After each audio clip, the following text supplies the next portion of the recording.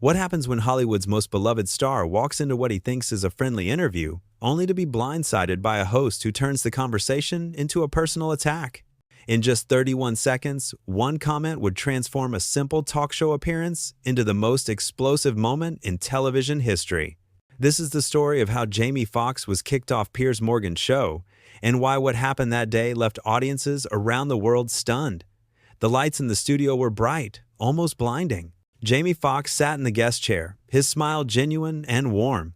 He had done hundreds of interviews before. This was supposed to be easy.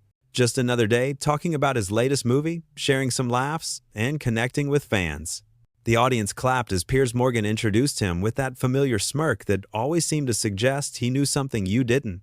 "Jamie Foxx, everyone," Piers said, his voice dripping with that distinct British tone that some found charming and others found grating. Academy Award winner, comedian, musician, actor. You've done it all, haven't you? Jamie laughed, nodding his head. "I've been blessed, man. Really blessed. I get to do what I love every single day." The first few minutes went smoothly. They talked about Jamie's new film, his musical projects, his comedy roots. Jamie was relaxed, leaning back in his chair, telling stories that made the audience laugh. He was a natural. He always had been. But then, something shifted. You could feel it in the air, like the moment before a thunderstorm when everything goes quiet and still. Piers leaned forward, that smirk growing wider. "So Jamie, let's talk about something more interesting, shall we?" Jamie's smile faltered for just a second, but he kept his cool. "Sure, what's on your mind?" "Your personal life?" Piers said, his tone sharpening. "There have been rumors, haven't there? Allegations, things you've tried to keep quiet." The audience went silent. You could hear the cameras adjusting their focus. Jamie's jaw tightened, but he maintained his composure. "Piers, I came here to talk about my work. That's what we agreed on." "Oh, come now," Piers said, waving his hand dismissively. "You're a public figure. The public has a right to know. These allegations, are they true? Did you really do what they say you did?" Jamie sat up straighter now, his eyes narrowing. "What allegations are you talking about? Because everything that's been thrown at me has been investigated and found to be completely baseless. I'm not going to sit here and let you smear my name on national television." But Piers wasn't backing down. In fact, he seemed to be enjoying this. He glanced at his notes, then back at Jamie with a look that could only be described as condescending. "Baseless? That's not what some people are saying. In fact, I have sources that suggest otherwise." "Sources?" Jamie's voice was rising now, the frustration evident. "What sources?" "Anonymous. Internet trolls? People who have an axe to grind? I've worked my entire life to build my reputation, and you're sitting here trying to tear it down based on what? Gossip?" The energy in the studio had completely changed. The producers in the control room were frantically whispering to each other. The audience sat frozen, unsure whether to be uncomfortable or captivated. This wasn't just an interview anymore. This was a confrontation. Piers leaned back in his chair, crossing his arms like a satisfied cat. "I'm just asking questions, Jamie. Questions that people want answered. If you have nothing to hide, then why are you getting so defensive?" "Defensive?" Jamie's hands gripped the armrest of his chair. "You ambush me on your show with false accusations, and you expect me to just sit here and smile? That's not how this works, Piers. You don't get to attack someone and then act like you're the innocent one, asking honest questions." "Attack?" Piers laughed, but it wasn't a friendly laugh. It was cold, mocking. "I think you're being a bit dramatic, don't you? I'm simply doing my job as a journalist. If you can't handle a few tough questions, maybe you shouldn't be doing interviews." That was it. That was the moment. Jamie stood up from his chair, and the entire studio seemed to hold its breath. He looked directly at Piers, his voice calm but filled with quiet fury. "Tough questions? Is that what you call this? You're not a journalist, Piers. You're a bully with a microphone, and I'm not going to sit here and be your punching bag." Piers's face flushed red. For the first time in the interview, he looked genuinely rattled. "Sit down, Jamie. We're not done here." "Oh, we're done," Jamie said, pulling off his microphone and tossing it onto the table between them. "I came here in good faith. I thought this was going to be a real conversation. But you had your little gotcha moment planned from the start, didn't you? You wanted to make yourself look important by tearing me down." "Jamie, if you walk off this set, you're only going to make yourself look guilty," Piers said, his voice dripping with smugness. Is that really what you want? Jamie paused, turning back to face Piers one last time. The cameras were still rolling, capturing every second of this unraveling moment. You know what, Piers?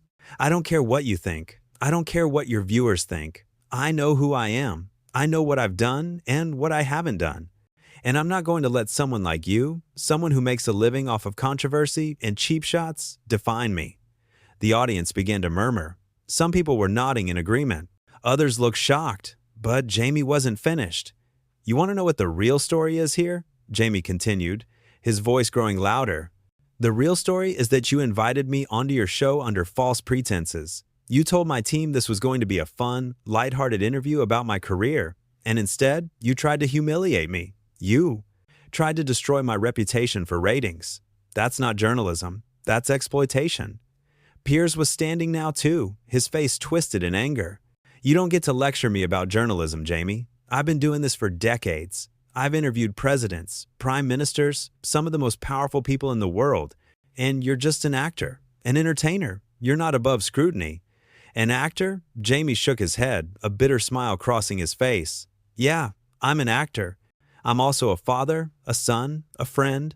I'm a human being with feelings and a family. But you don't care about that, do you?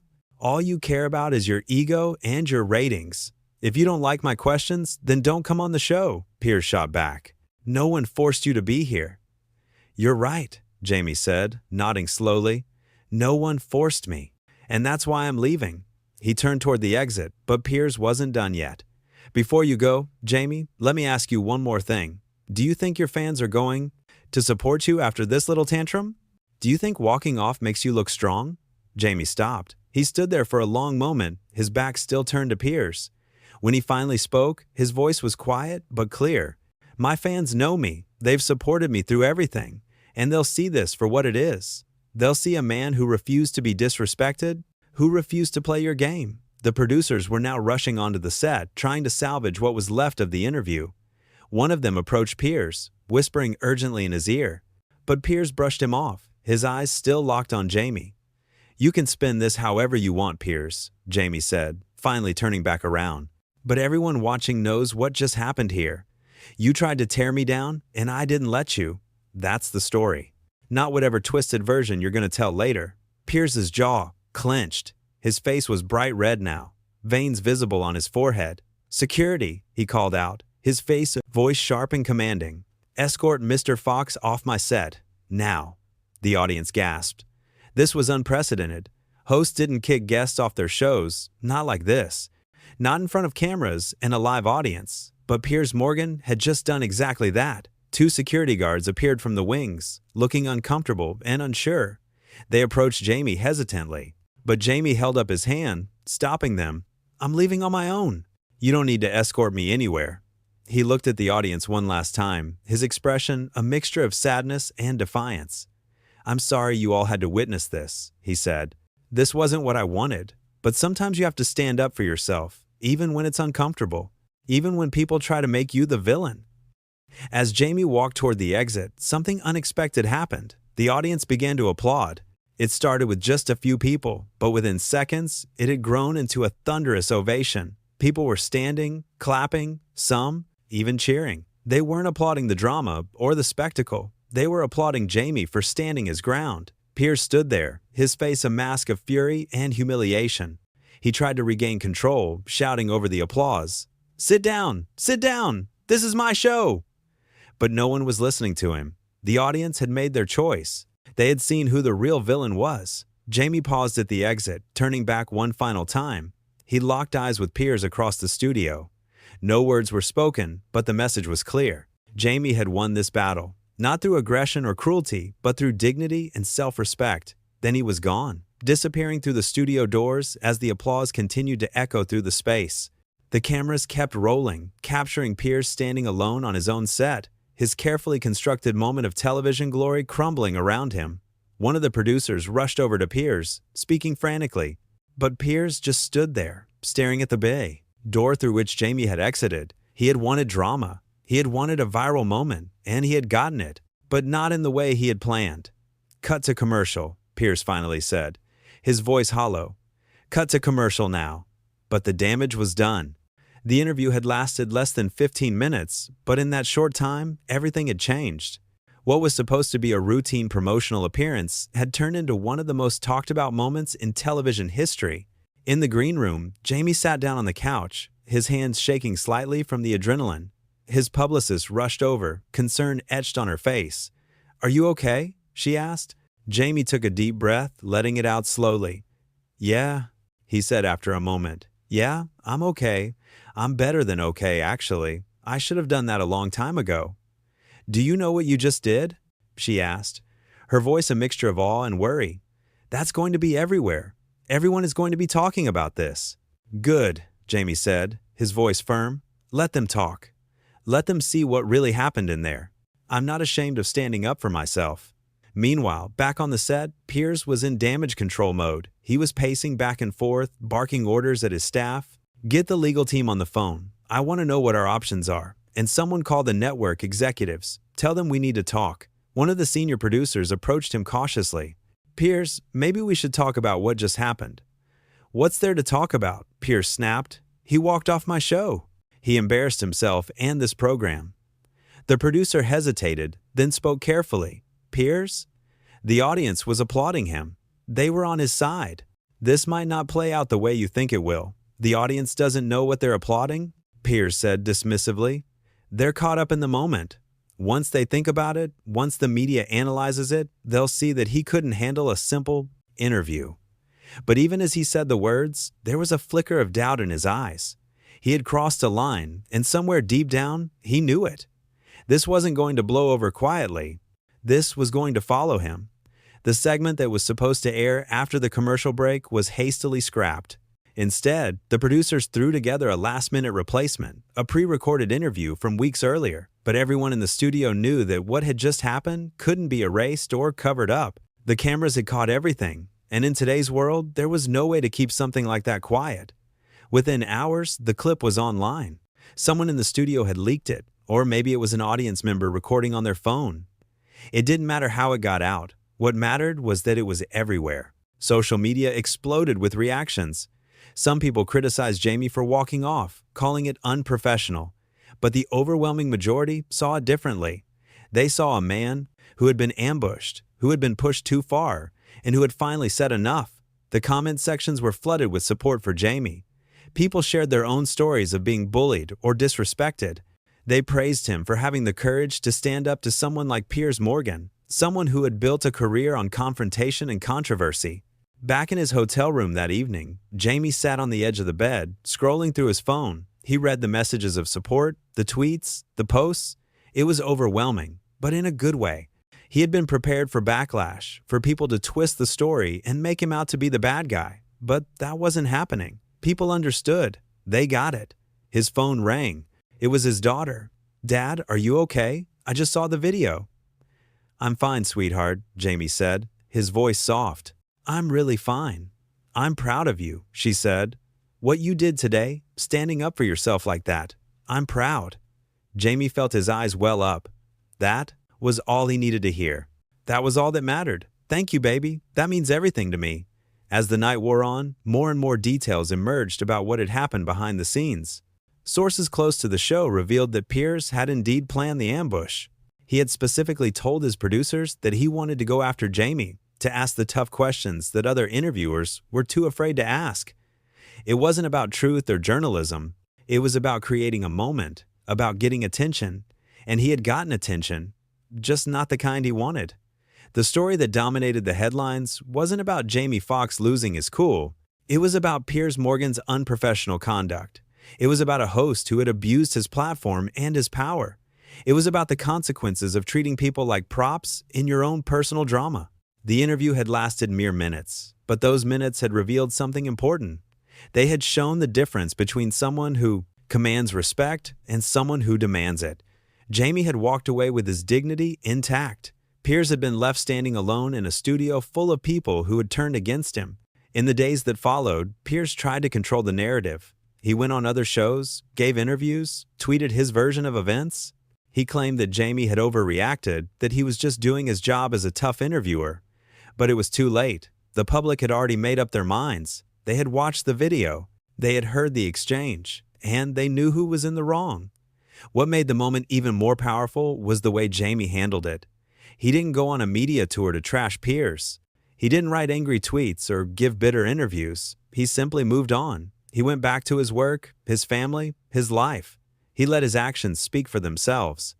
And that silence was louder than any words could have been. It showed strength. It showed class. It showed that Jamie didn't need to prove anything to anyone.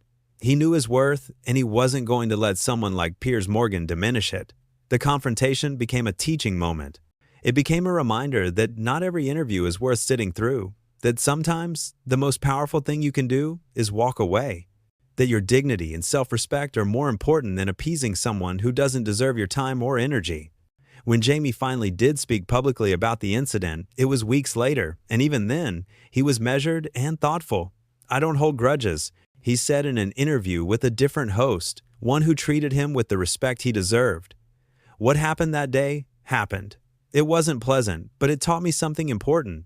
It taught me that you can't let other people define your story. You have to be willing to stand up and tell it yourself. The host nodded, clearly moved by Jamie's words. "Do you regret walking off the show?" Jamie paused, thinking carefully about his answer. "No," he said finally. "I don't regret it. I wish it hadn't come to that. I wish we could have had a real conversation instead of what turned into a spectacle. But I don't regret standing up for myself. I'll never regret that." And there it was. The entire incident summed up in a few simple sentences. Jamie Foxx had been put in an impossible situation. He had been ambushed, attacked, and disrespected. And instead of playing along, instead of letting it happen, he had walked away. He had chosen himself. He had chosen dignity over drama. That's what made the moment so powerful. That's what made it resonate with so many people. Because we've all been there, in our own ways. We've all faced situations where we had to decide whether to stay and endure disrespect or to walk away and preserve our dignity. And Jamie's choice, broadcast for the world to see, became a symbol of that struggle. The story of Jamie Foxx being kicked off Piers Morgan's show wasn't really about a celebrity tantrum or a heated argument. It was about something much deeper. It was about the abuse of power. It was about the importance of boundaries. It was about refusing to be someone else's entertainment at the expense of your own humanity.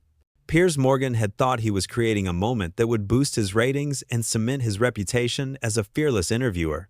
Instead, he had created a moment that exposed his true character.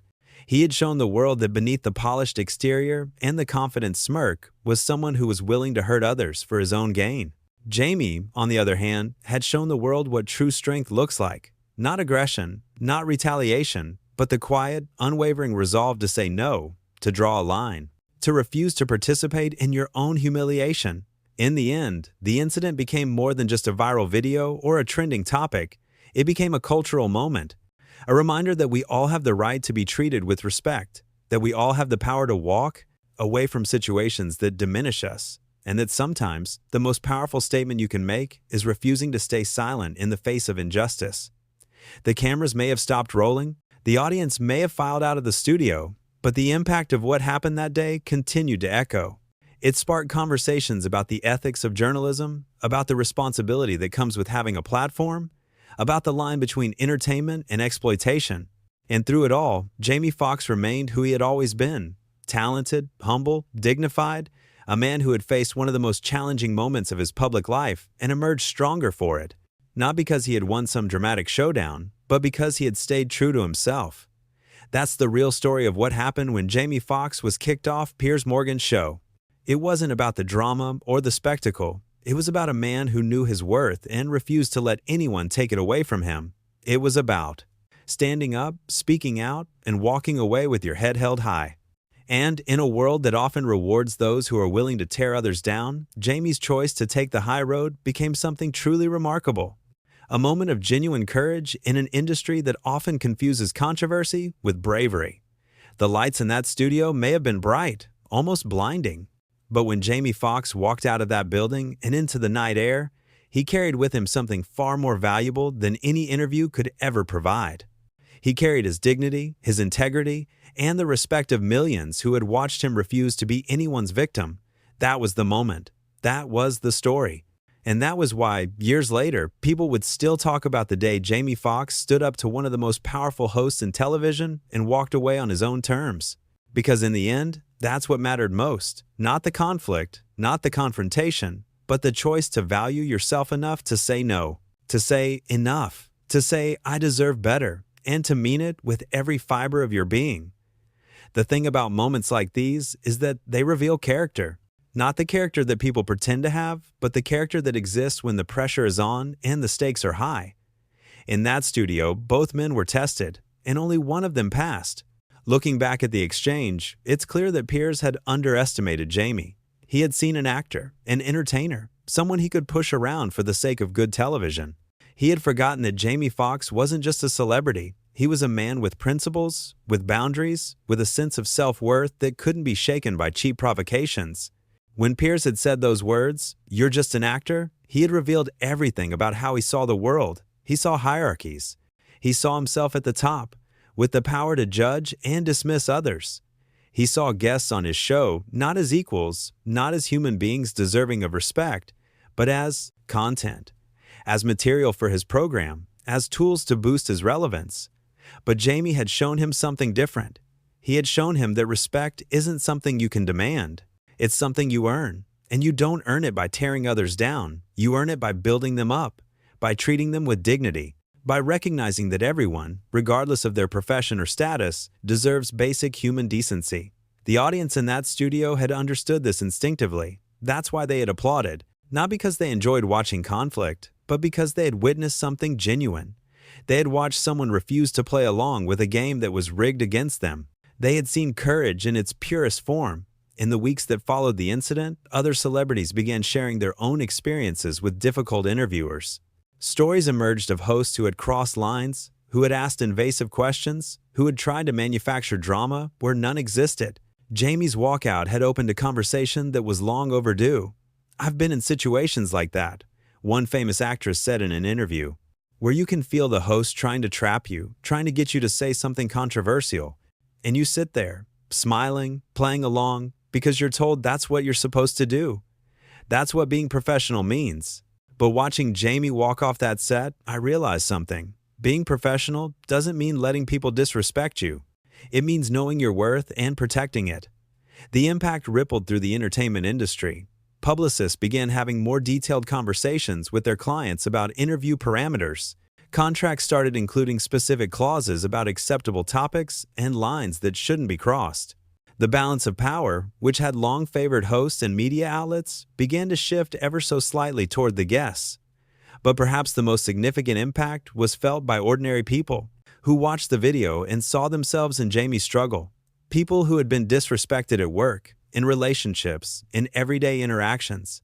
People who had stayed silent when they should have spoken up. People who had convinced themselves that keeping the peace was more important than maintaining their dignity. Jamie's decision to walk away became a blueprint for how to handle similar situations. It wasn't about being confrontational or aggressive. It was about being clear, about stating your boundaries and enforcing them, about recognizing when a situation has crossed from uncomfortable to unacceptable and having the courage to remove yourself from it. The conversation that had started in that studio continued long after the camera stopped rolling. It evolved from being about one specific incident to being about a broader cultural issue. How do we treat each other? What do we tolerate? Where do we draw the line? Piers Morgan, for his part, never quite recovered his reputation. The incident became a defining moment of his career, but not in the way he had hoped. Instead of being remembered as the fearless interviewer who asked the tough questions, he became known as the host who had pushed too far, the man who had mistaken cruelty for journalism. His attempts to justify his actions only made things worse. Each interview he gave, each statement he released, seemed to dig the hole deeper. He couldn't understand why people weren't on his side. He couldn't grasp that the world had changed, that audiences were no longer willing to watch people be torn apart for entertainment. "I was just doing my job," he kept saying. But people saw through it. They understood that there's a difference between asking difficult questions and attacking your guest, between challenging someone's ideas and questioning their character, between journalism and bullying. Jamie, meanwhile, continued to thrive. His career didn't suffer from the walkout. If anything, it was strengthened. People respected him more. They trusted him more. They saw him as someone who practiced what he preached, who lived by his values even when it was difficult. He didn't need to constantly reference the incident or use it for publicity. It spoke for itself, and that restraint, that refusal to exploit the moment, only added to his credibility. He had made his statement, he had drawn his line, and then he had moved on with grace and dignity. Years later, when asked about that day in the studio, Jamie's response was simple and profound. "I hope it taught people something important, that you don't have to accept disrespect, that you have the right to protect your peace, that sometimes the strongest thing you can do is walk away." And that's exactly what it did teach people. The video of the confrontation became more than just entertainment. It became a lesson, a reminder, a call to action. It showed that standing up for yourself doesn't require violence or aggression. It just requires the willingness to say no, to mean it, and to follow through. The studio where it all happened still stands. The set has been redesigned, the host has changed, but the memory of what occurred there remains. It's a reminder that television studios, for all their lights and cameras and carefully crafted moments, are still places where real human drama unfolds, where real people face real challenges, where choices have real consequences. In the end, the story of Jamie Foxx being kicked off Piers Morgan's show isn't just about what happened in those few minutes. It's about what those minutes represented. The clash between respect and disrespect, between dignity and humiliation, between someone who understood their worth and someone who tried to diminish it. It's a story about the power of saying no, about the importance of boundaries, about the courage it takes to stand up for yourself when the whole world is watching, and about how, sometimes, walking away is the strongest statement you can make. Because at the end of the day, that's what Jamie did. He didn't fight. He didn't yell. He didn't try to tear Piers down the way Piers had tried to tear him down. He simply stood up, removed his microphone, and left. He chose himself. He chose dignity. He chose respect. And in doing so, he showed millions of people that they could make the same choice. That's the legacy of that moment. Not the drama or the spectacle or the viral video, but the message underneath it all. That you are worth standing up for, that your dignity matters, that you don't have to tolerate disrespect from anyone, no matter how powerful or influential they may be, that sometimes the most revolutionary act is simply saying enough and meaning it with your whole heart.